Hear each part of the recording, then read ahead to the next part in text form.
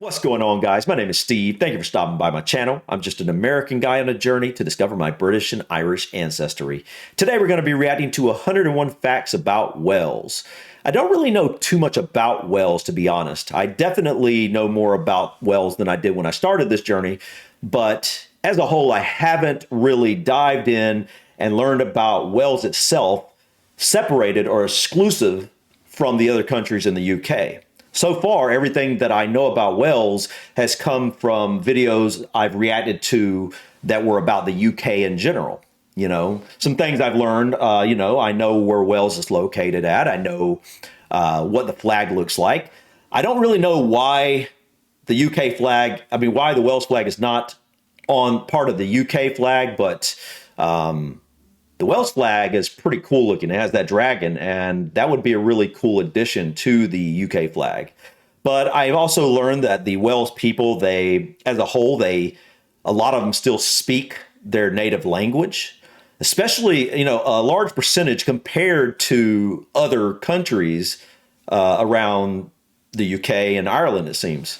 And a few other things. But I did watch the rugby players singing the Welsh national anthem, and I thought that was such a beautiful anthem. And then people in the comment section were telling me that Welsh people as a whole have a really strong singing culture and they have beautiful voices. And based off of what I heard in that video, I believe that's probably the case. And I definitely plan on checking out the Welsh male choir at some point and some other Welsh singers and stuff.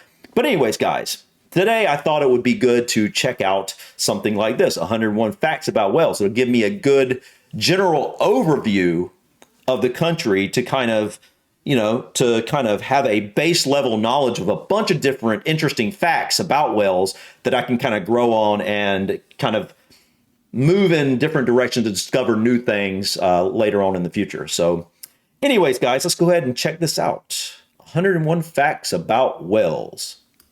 Greetings, motherfactors. My name is Chris, and today it's time to talk about those massive animals that swim under the sea and make awesome noises like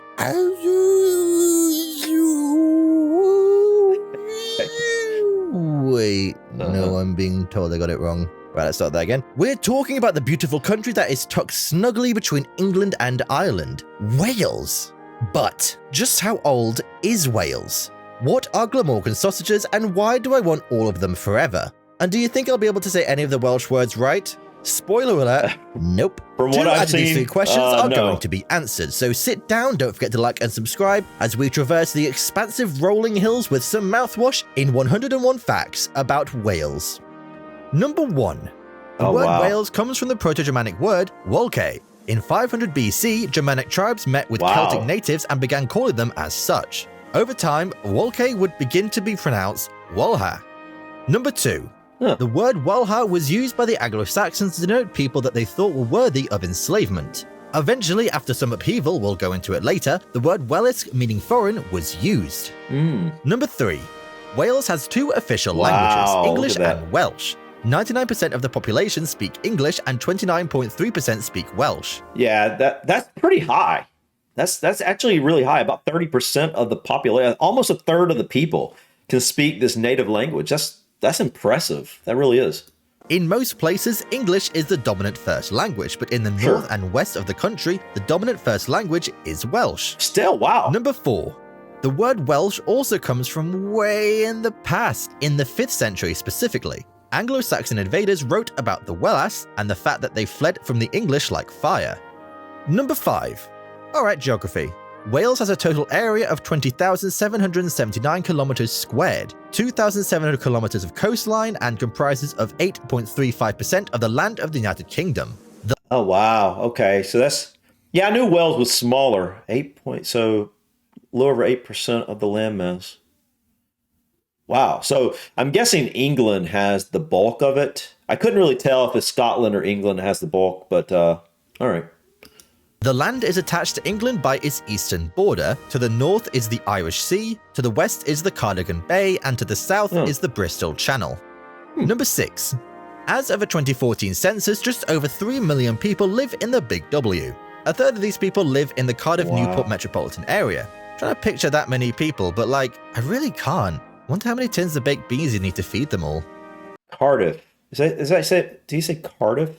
Hold on, where's that at? Or did I see Cardiff here? Cardiff. Where'd it go? A third of these people live in the Cardiff Newport Cardiff, okay. Newport and Cardiff, okay. I'll have to remember those cities because I'd definitely like to check those out if those are like the population centers of Wales. 3 million people.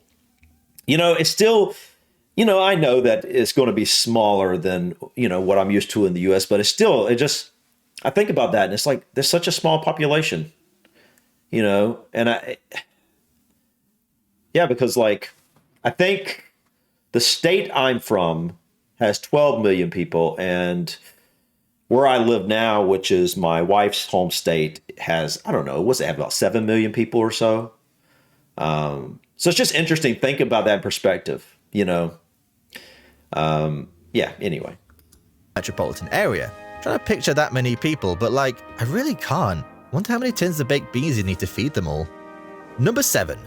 Speaking of Cardiff, did you know that Cardiff is the capital of the country? That's a beautiful little That's not city. The whole fact, though. The word Cardiff derives from the words Caer, the Welsh for fort, and Diff, a form of the word Taff, which is the name of the river that flows by the castle. Taff, I've heard of that. Number 8. Heard of that. What's the first thing that comes to your mind when you think of Wales? Castle? Okay, I was gonna say, when I think of Wales, the things that pop in my head, like before I ever started this journey, if someone would have mentioned Wales to me, I obviously had heard of Wales, but I just had never learned anything about it really. Just never, like a lot of this, I've never had really looked much into the UK or Ireland or any of it. So, but what would have popped in my head are, castles and princesses for some reason. Like, almost like, I don't know why, but Wales seems to be a land of fairy tales, if that makes any sense. It seems like when I think of Wales, if I was going to think of a word, the word would be magical. I don't know why. I don't know where that comes from, but it seems like Wales is the land of where it's like a land of fairy tales. I can't explain it. It's like, I don't know if it's the old castles or what it is, but that's kind of what I think of. And I think of lots of greenery, lots of lush rolling hills, and, just things like that. Now I also think of rugby for some reason, even though I've never really learned about rugby. I guess it's because the rugby team singing the national anthem really stuck with me. But yeah, those are the types of things that I would think of. Well, it kind of makes sense, since the country is believed to have more castles per square mile than anywhere else in the world. Whoa, really? Number 9. More than the entire world? Wow. That's crazy. That must be one of the reasons. I don't know why I would even know that fact, though. But sometime in the past, I must have seen pictures of Wales or something and seen all these castles, and it just makes me think of fairy tale. I don't know. That's really interesting. Also, you'd probably think of one of the coolest flags in the world. Mm-hmm. A red dragon standing out against white and green horizontal stripes on the background. That's a cool flag. That's all they need. I mean, it matters a little that Wales is the only country in the UK not represented on the Union flag, but they have a dragon, so that's something. Number 10.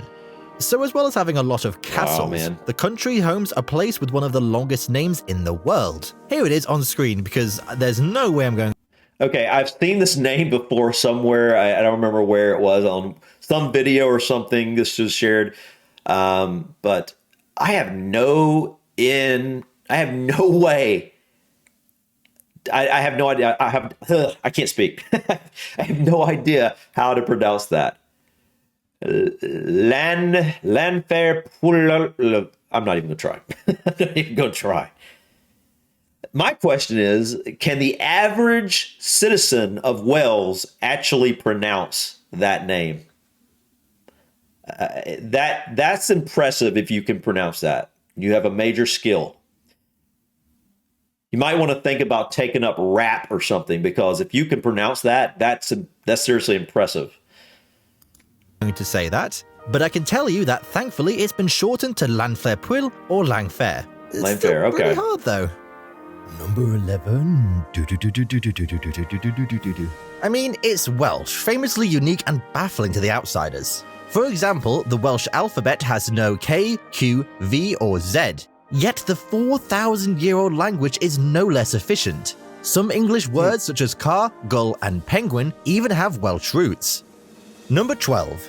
Anyways, the place is located in North Wales and the name translates to the Church of St. Mary in the hollow of white hazel trees near the rapid whirlpool by St. Tysillios of the Red Cave. Fair enough, the town is quite old. There have been signs of human settlements way before Roman times. Sounds like a clever solution to remember a place where there are no GPS or maps available. Number 13. And what would Wales be without folk songs? The country is often referred to as the Land of Song, as it is known for its harpists, choirs, and solo artists. Number 14. Okay. The label comes straight from So maybe that is very true what people were saying, because it is amazing how many people have said that, just talked about Welsh people having really great singing voices. I don't know. I mean, I don't know what that is, but sounds like that's probably the case. 18th century when many British emigrated to Wales, seeking work in the expanding coal and iron industries. There, they rediscovered the Methodist movement of the Anglican Church, thanks to leading Welsh preachers of the time who united the new communities and made singing even more prominent. Number 15. Okay. Nonetheless, Wales has two other national emblems, the daffodil and the leek. Originally, it was just a leek. According to an old legend back in the 7th century, St. David advised the population to wear leeks on their hats to indicate whose side of the battle they were on against invading Saxons. Number 16. Now, the daffodils come into play ages later, sort of. We need to bring back Welsh once again. You see, the term daffodil in Welsh translates to this word, leek is this word, which literally means Peter's leek. Eventually, it was kind of inevitable. People forgot to attribute the leek to Peter, leaving just this word, the daffodil. Number 17. Okay. Let's not forget the sheep. Wales is famous for having more sheep than people. In Really? fact, it's been estimated that there are roughly 10 million sheep for only 3.1 million people. Really? One of the most famous breeds is probably interesting. the badger-faced mountain sheep. They have super adorable striped faces, like a badger. What is it about that? Is it just that the land is very good for livestock, but sheep are smaller? And since Wales is a smaller nation, it is easier to have something like sheep or goats instead of cows? Because it definitely seems like a good place to raise livestock, because it just seems like so green. I just expect it's probably has a lot of food for livestock naturally. Okay. Number 18. But there are so many facts still to cover. For example, do you know when exactly Wales came into existence? I know it's definitely a hard question. Even experts can't agree on a specific date, which kind of makes sense considering the area has been inhabited since 250,000 BC. Number 19. However, from a geopolitical perspective, Wales as a country officially formed in 1536 with the Act of Union of Henry VIII. Before the King's Act, the territories of the country were mainly a loose collection of independent kingdoms and lordships. Number 20. The land experienced incursions and consequently influxes throughout the Roman era. South Wales in particular was filled with Mediterranean culture. The towns of Caerwent and Carmarthen still host villas and a number of archaeological sites. Number 21. More in general, there are remains of Roman... Dude, that's so cool, man. Wow. I love things like this, man. I definitely want to check out, on a deeper level, interesting things like, I don't even know what this is called, but, just old sites like this, for lack of a better word. Roman roads and forts across the country. Is that a They fort? mostly date back to the military occupation of the areas that lasted from the 3rd to the early 5th century. I don't know about you, but maybe I should get my flatmate to read all the Welsh words. He is Welsh. Though civil influences and customs extended at least till the early 6th century, they reflect in the native language of the territories known as Brythonic. Linguistic studies have suggested the language was infused with Latin terms. Number 23. Of course, Latin influences can also be linked to religion. With the establishment of the Romano-British Christian Church in southeastern Wales in the Roman period, Latin, which was the official language of the church, penetrated deeper into the local population. Number 24. Inscriptions and Christian symbols belonging to the 5th and 6th centuries were discovered in the region. They show Latin terms like sacerdos, meaning bishops, and presbyter, meaning priest. Wow. Number 20. That quickly. I mean, that's just early. That's earlier than I would have expected to find Christian symbolism there. 5. Further proof can also be found in the development of the Celtic Church. It resembled the Christian Church's monastic character with a major church class headed by an abbot and bishop. Number 26. But enough talk about religion, let's talk about people. The people of Wales who, as mentioned before, weren't easy to bring together. Many tried from as early as the 8th century with King Offa of Mercia. Number 27. Rhodri Mawr, known as the Great, not only fought back Vikings successfully, but he also brought together the territories within Powys and the southwest regions of Ceredigion and Ystrad Tuy. Number 28. Guys, I'm really trying. Before his death in 878, Rhodri worked on developing the kingdoms of Wale, Dyfed, Brycheiniog, Glywysing, and Gwent. His son Anarod went even further by formally subjecting the Welsh kingdom to the English sovereign. Wow, man, what is that? Number 29. What castle? What castle was that?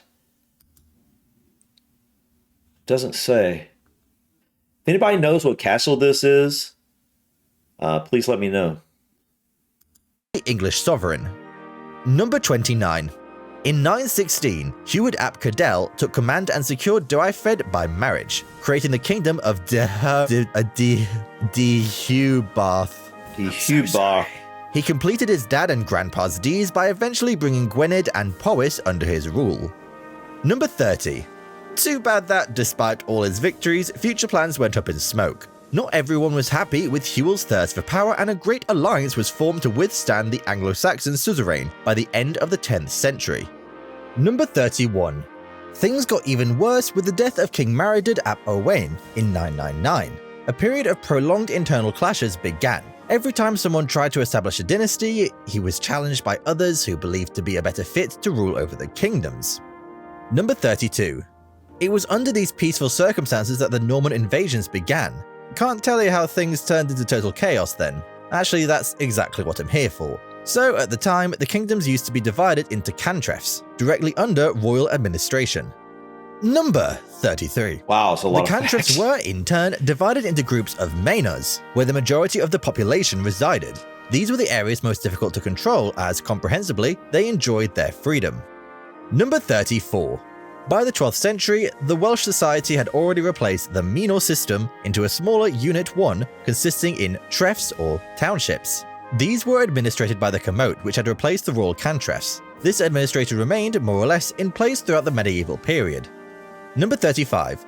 But back to the Normans. Once they'd conquered England, they established upon the Welsh border of the three earldoms of Chester, Shrewsbury, and Hereford. From there, they advanced into southern Wales. In some cases, like Gwynedd and Powys, they even managed to assert Norman lordship over numerous cantrefs and Camotes.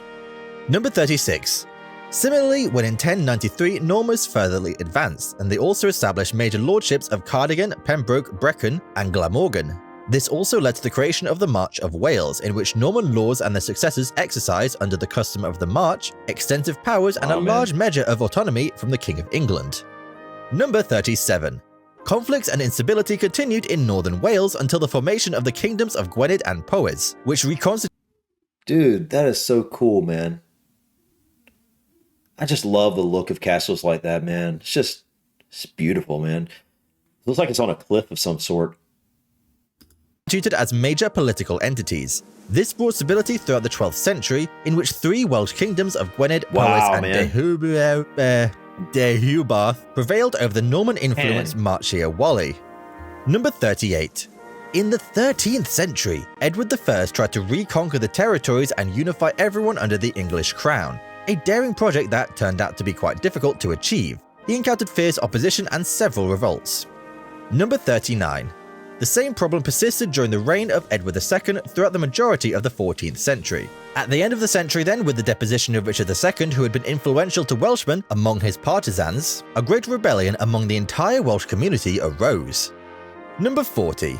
Following the rebellion, Henry VII secured all the communities in northern Wales by negotiation and payment, but as we mentioned, it was Henry VIII who unified the country in the 16th century.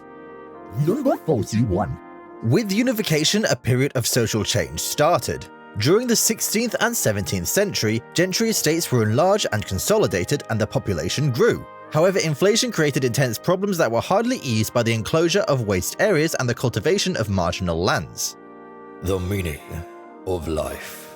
Plus, most landowners were often forced to divide their holdings and convert summer dwellings, used by shepherds in summer months, into permanent homesteads. Many were forced off their land altogether, man, I and it love wasn't that until the late beautiful 18th green century that rolling industry hills, offered man. the rural population something to live with. Number 43. The 18th century was also a great century for Methodism. Welsh people found their Anglican churches racked by poverty and inadequate leadership. That's how Methodism became a big deal for them, who established churches at their expense. Number 44. Industrial growth continued in Wales in the 19th century, with considerable development in the coalfield of northeastern Wales and the establishment. Wow, man. That's in Wales. I've just learned that mining has been a pretty big business actually in the UK compared to what I thought it would have been. Mining was just not one of those things I thought was, took place in the UK that much. I don't know. For some reason, I just didn't think it did. But wow.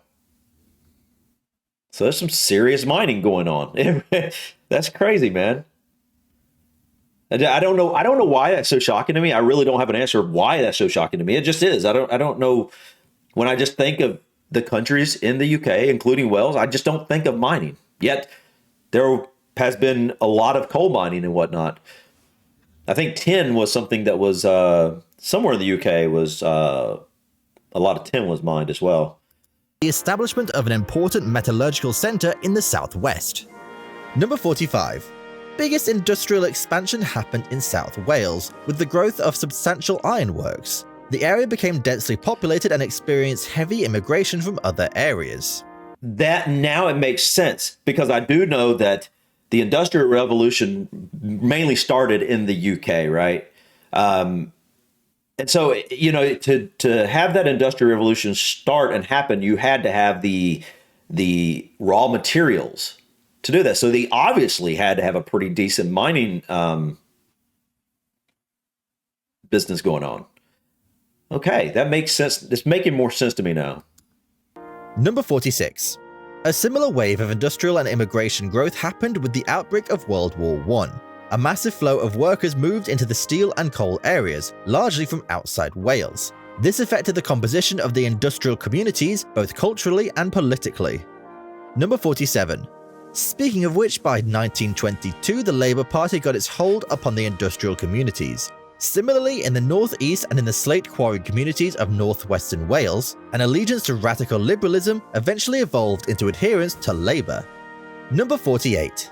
In 1962, the Welsh Language Society was founded, aimed to preserve the language, bringing a positive response to the problem of its continuing decline. The society also contributed to the Welsh Language Act of 1967.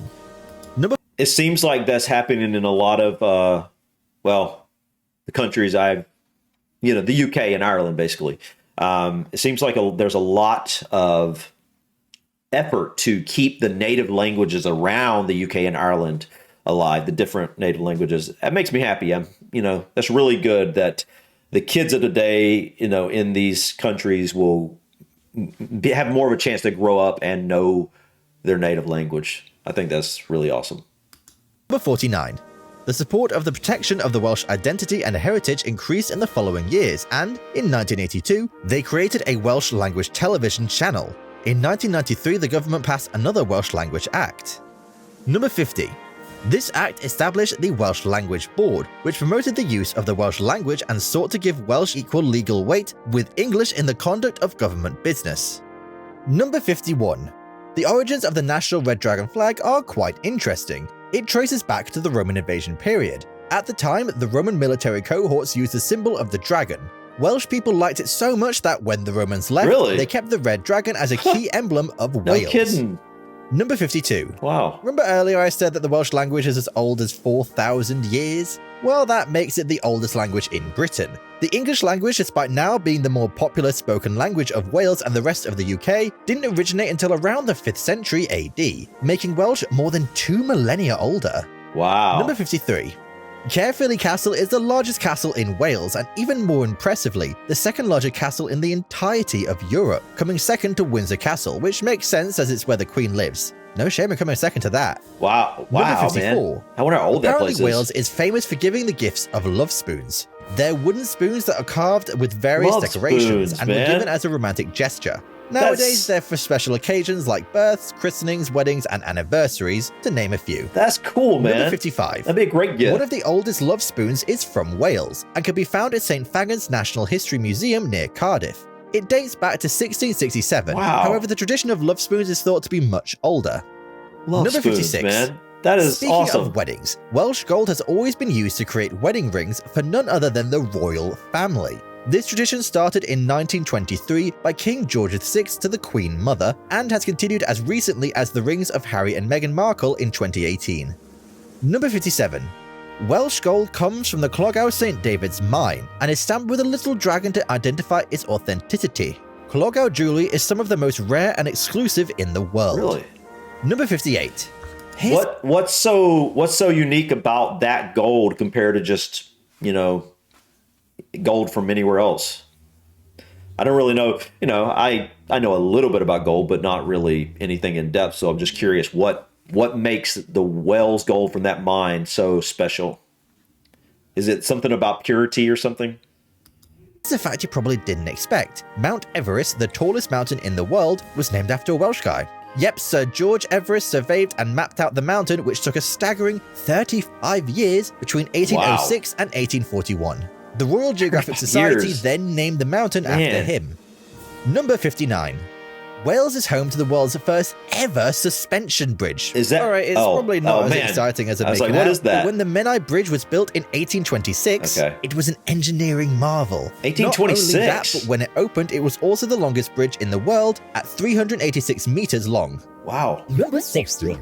Much like the other British countries, Wales has a patron saint. It's St. David, who was a Welsh bishop from the 6th century. Wales celebrates St. David's Day on March 1st, and there are often parades, small festivals, and events across the country to celebrate. Number 61.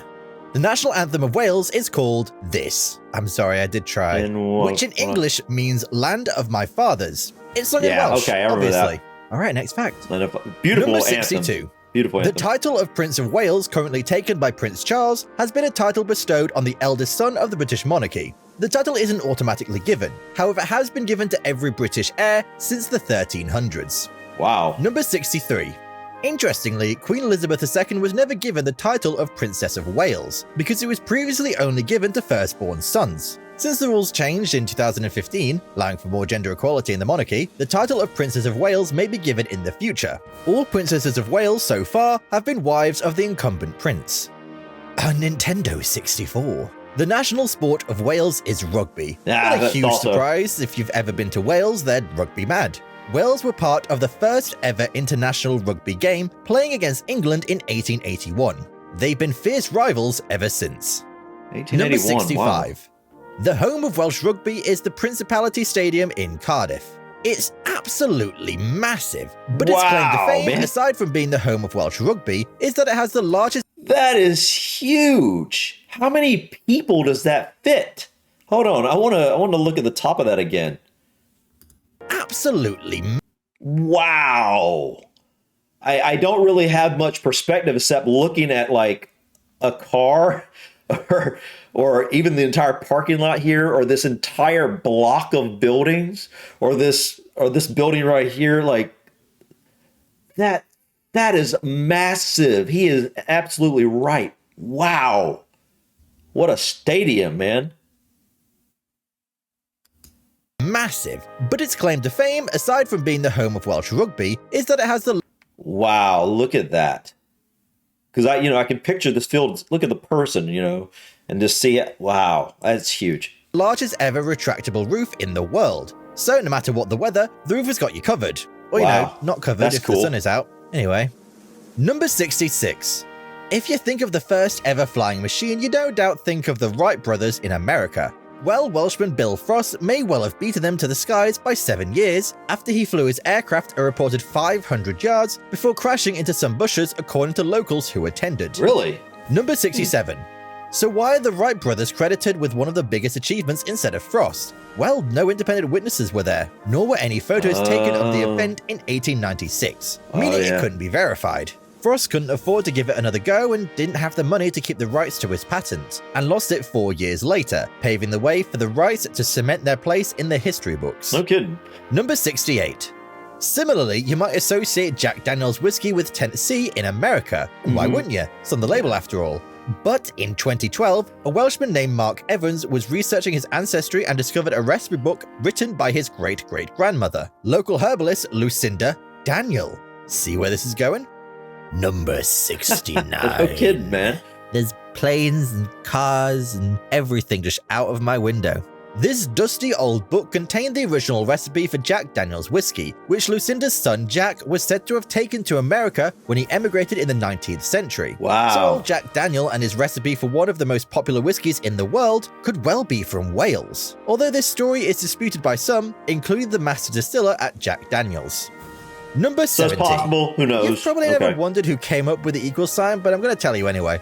Robert Record, a Welsh physician and mathematician from the 16th century, was the man who invented the equal symbol as we know it today, and introduced the confusing pre-existing version which is the same as the addition symbol to English speakers before he made the less confusing version. Either way, he's an important math man. Number 71. Wales was also the setting of the first ever wireless radio message transmission in 1897. Googly Elmo Marconi made history when he transmitted the first radio signal across the open. What year? Hold on. Googly Elmo Marconi transmission in 1897. Wow. Googly Elmo 1897. Marconi made history when he transmitted the first radio signal across the open. Number 72. This enormous achievement took place on a cliff at Lavernock Point and sent its message across the sea to Flat Home, a small island approximately 4 miles away. Wow, I can imagine Marconi how sent a impressive that Morse code was. message saying, "Can you hear me?" And seconds What's later that, received a reply of 125 "Yes, years loud ago?" and clear," making communications Wow. history. These Morse code recording slips are now kept in the National Museum of Wales. Number 73. Have you heard of Welsh cakes? They're a sweetbread kind of delicacy and include sultanas and currants, kind of like a flatter, flakier scone. Well, as the name suggests, they originated in Wales, and they've been popular since the 19th century. Number 74. Obviously, Wales is also home to the largest Welsh cake ever made, because of course it is. It was baked in March 2020 by Tanyee Castell Bakery and weighed 28 kilograms and had a diameter of 6 foot. Number 75. Wales is also famous for the Glamorgan sausage, named after the county of Glamorgan in Wales. The vegetarian sausage is made of cheese, usually Caerphilly cheese, as well as leeks and breadcrumbs. They sound delicious and I want 50 of them right now, please and thank you. It's almost like a mozzarella stick with vegetables in it, based off of how he described it. Number 76. Well, mozzarella too, probably. The sausages were traditionally made with Glamorgan cheese, but after the Glamorgan cheese. cattle that produce it almost went extinct, they swapped it for Caerphilly cheese. They Okay. became particularly popular during the Second World War, when meat was rationed and much less available. Okay, that Number makes 77. Caul is another traditional Oh, that Welsh looks dish. good. It's basically a hearty Welsh stew, and is usually made of lamb or beef with leeks, potatoes, swede, carrots, and other seasonal delicious veggies. I could Caul do that. is widely Look at- recognized oh as the man, that looks delicious. Seriously. Yummy. official national dish of Wales. Number 78. I'm getting hungry now. There are 5 areas of outstanding natural beauty in Wales. These are the Isle of Anglesey, Llwydian Range, Llyn Peninsula, Gower Peninsula, and Wye Valley. These places are protected wow, to man. preserve their naturally beautiful countrysides and wildlife. Number 79. There are also 3 national parks in Wales.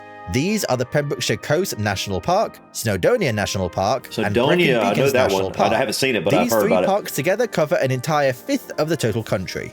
Wow, Number man. 80. Earlier, That is cool, man. That much land is set aside for just to not build on. I think that's really awesome. told you Cardiff is the capital of Wales. No worry, that's not the case, but it wasn't always Cardiff. In fact, before 1955, Wales didn't even have a capital city. Since they've Really? had one though, it has always been Cardiff. It was a close call though, as many people thought it should be Caernarfon. Number 81.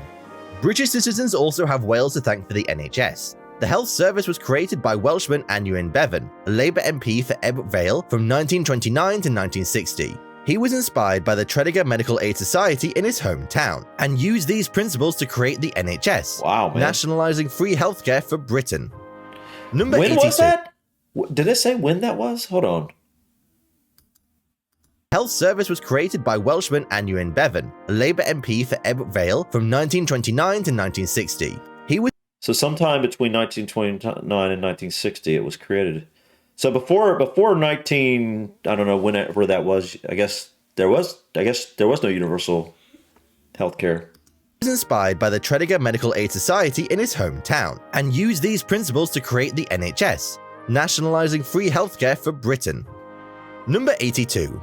Wales is home to the oldest record store in the world. Spinner's Wow. Records opened in 1894 in Cardiff, and when they opened, specialised in selling phonographs and their wax cylinders. Oh, okay. Nowadays, they sell vinyl records, CDs, and host live music gigs and events at their hometown in Morgan Arcade. Number 83. Wales is also home to the longest zip line in Europe and the fastest in the world. It takes you 1.5 kilometers over the stunning Penrhyn Quarry Lake Oh wow, and yeah. can travel speeds up to 100 miles per hour. Though Oh man, that would be so much fun. Anybody gone on that? That looks like it'd be a blast. if you want to be taking in the Welsh landscape, you might want to try and slow down. I don't know, what was that called again? I might want to look that up at some point.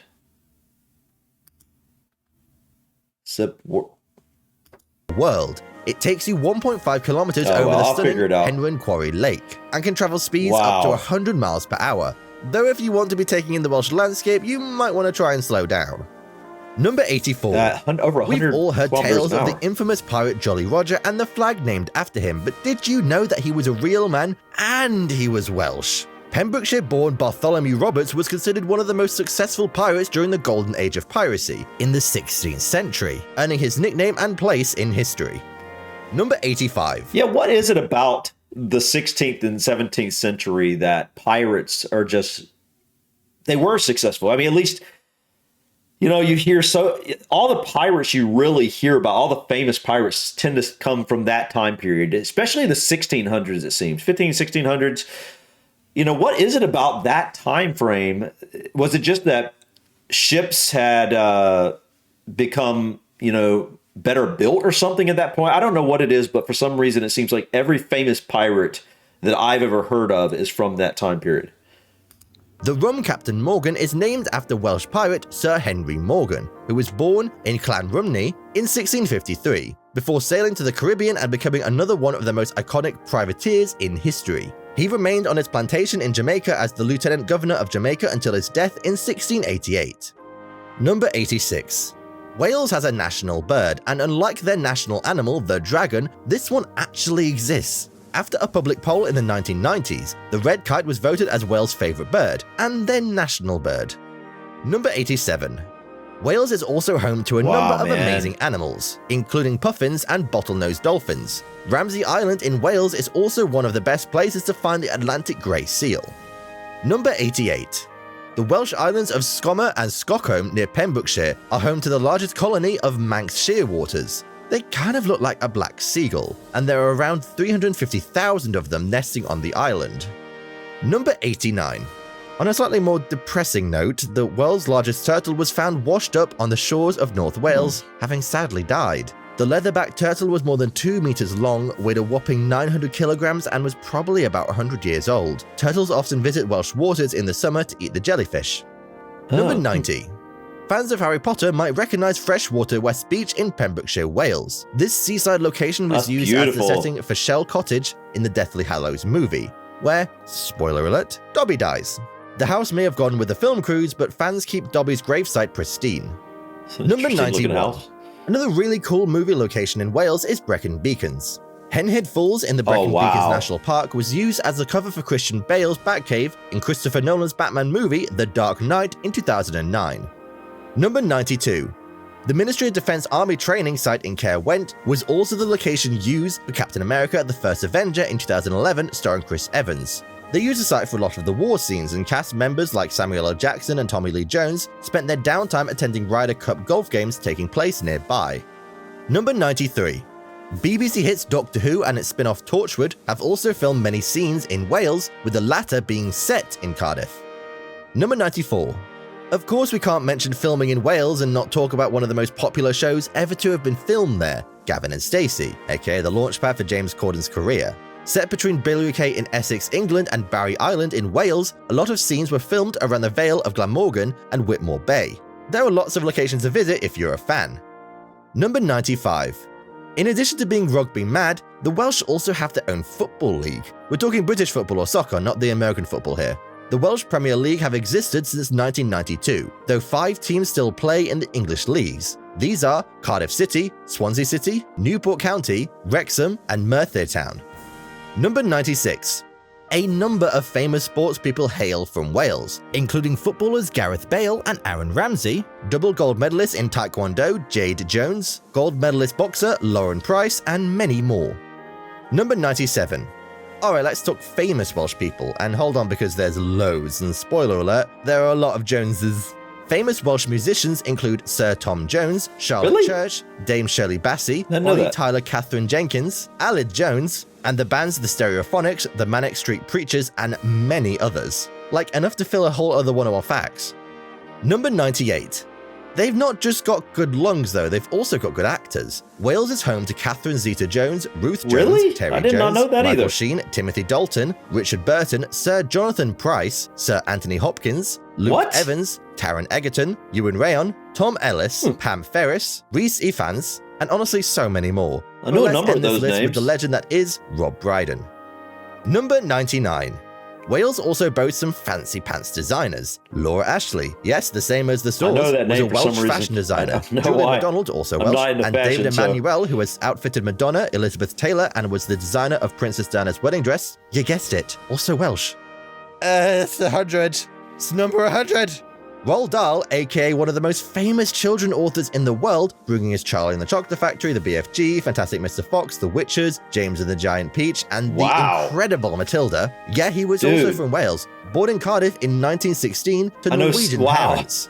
He wrote a lot of great stories. We can also thank Wales for a few inventions. Edwin Stevens invented the world's first wearable electronic hearing aid. William Jones came up with a symbol for pi. David Thomas invented iron smelting, which changed the metal industry. Sir William Grove invented the fuel cell and the concept for the light bulb. Sir Price Jones invented mail order shopping, like a wonderful human being. Isaac Roberts took the first proper picture of the Andromeda Galaxy. Edward Bowen was a key figure in the development of radar. And finally, Adam Powell invented Neopets, the most important invention of all. So that was 101 facts about Wales. Did you? Wow. I feel like I just got taken to school. Wow. Okay. That was a lot to take in at once. There's no way I'm going to obviously remember even half of that, but what a great overview of Wales. I learned so many new things about Wales that I didn't know before. What an awesome place. I'm definitely going to have to spend quite a bit of time there. I was hoping he would show more of the landscape because I know Wales is known for the beautiful landscape. I mean, he even briefly mentioned it here, you know, and obviously the castles. Those are, I mean, two things I definitely want to go to do there is explore some of the national parks and kind of wild areas and explore some of those castles. Yeah, and like it's surprising how many like I don't know, like inventions and actors and musicians come from such a small area. You know, like I mean, there's roughly 3 million people today. If you go back, you know, 100 years, it's way less than that probably, and you know, to think how many different musicians, inventions, writers, artists, blah, blah, blah, came from Wales, from such a small population. You know, maybe there's something about the Welsh people that is, you know, has a very good at creative stuff. Because, I mean, you hear people talk about how great Welsh singers are. So, and if you got all these other things and inventions, you know, it takes a form of creativity. So maybe there's something to that. Maybe the Welsh people are very creative as a whole compared to your average person. These I want. What do they call love spoons? It's a very beautiful gift. I've never heard of those before, but I might look into that. But anyways, guys, I learned so many interesting facts here. This video has definitely, I bet we're at 40 some minutes in now, so I should probably end this to not make it much longer. Anyways, guys, thank you so much for stopping by. Please click that like button. Feel free to drop your comments or suggestions about this video or other things you think I might enjoy checking out. And don't forget to subscribe to continue to follow me on my journey to discover my British and Irish ancestry. Until next time, guys, peace.